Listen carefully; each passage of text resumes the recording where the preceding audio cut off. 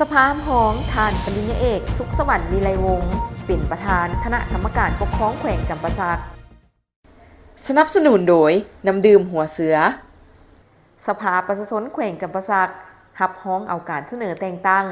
ท่านปริญญาเอกสุขสวรรค์วิไลวงศ์เป็นประธานคณะกรรมการปกครองแขวงท่านสมบูรณ์เฮืองวงศาและท่านพิมพรพันดานุวงศ์เป็นรองประธานกองประชุมสมัยวิสามัญเทื่อที่3สภาประชาชนแขวงจำปาสักสุดที่4ได้เปิดขึ้นในตอนเช้าของวันที่6 พฤศจิกายน 2025โดยการเป็นประธานของท่านสายทองไสยวงศ์ประธานสภาประชาชนแขวงจำปาสักให้เกียรติคำห่วมของท่านปริญญาเอกอารุณไซสุนราชกรรมการศูนย์กลางพรรคเลขาพรรคแขวงเจ้าแขวงจำปาสักวาระกองประชุมท่านสมศรีมณีนินรองประธานคณะประจำสภาประชาชนแขวงจำปาสักได้ขึ้นผ่านบทเสนอของคณะประจำสภาประชาชนแขวงจำปาสักว่าด้วยการพิจารณารับร้องเอาการเสนอแต่งตั้งท่านปริญญาเอกสุขสวรรค์วิไลวงศ์รองเลขาพรรคแขวงหัวหน้าแผนกการเงินแขวง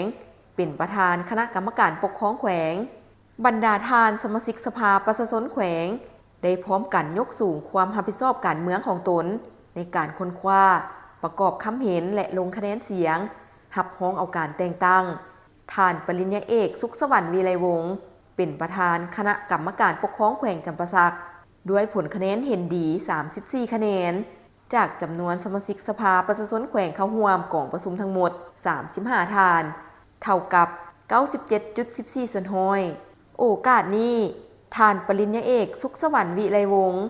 ได้ขึ้นกล่าวปฏิญาณตนในการรับหน้าที่ตำแหน่งเป็นประธานคณะกรรมการปกครองแขวงจำปาสักพร้อมทั้งให้คำมั่นสัญญาจะอุทิศเหื่อแหงสติปัญญาความรู้ความสามารถและความรับผิดชอบการเมืองของตนเข้าในการปฏิบัติหน้าที่ที่สภาประชาชนแขวง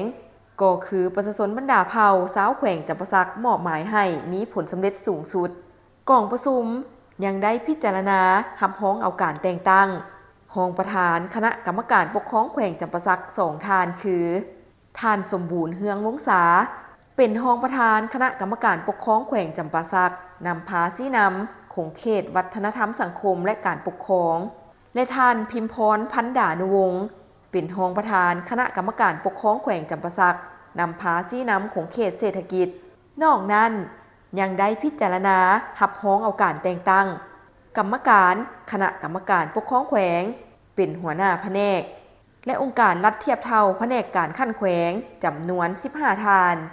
พิจารณารับร้องเอาการแต่งตั้งประธานคณะกรรมการปกครองเมืองสนะสมบูรณ์และเมืองสุขุมาพิจารณารับร้องเอาการแต่งตั้งหัวหน้าคณะคุ้มครองด้านสากลวังเตาและด้านสากลหนองนกเขียนความซื่นใจมีหน้าตาเป็นแบบใดหน้าตาซื่อๆแต่เห็นแล้วซุ่มซื่นหัวใจน้ำบ่น้ำดื่มหัวเสือคุณภาพเหรียญคำระดับสากลตื่มความซื่นใจห่วงใยทุกเวลา